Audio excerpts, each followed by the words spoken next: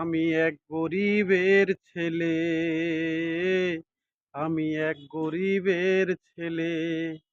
এসেছি রেস্টুরেন্টে কাজকর্ম জানা নাই। তোমাদের মতো অত বাবুগিরি বুঝি না। হো, আমি এক গরিবের ছেলে। জীবনে রোল চাউমিনের নাম কখনো শুনিনি। বাঙালি রান্না ছাড়া আর কিছু তো শিখিনি। ও, আমি এক গরিবের ছেলে,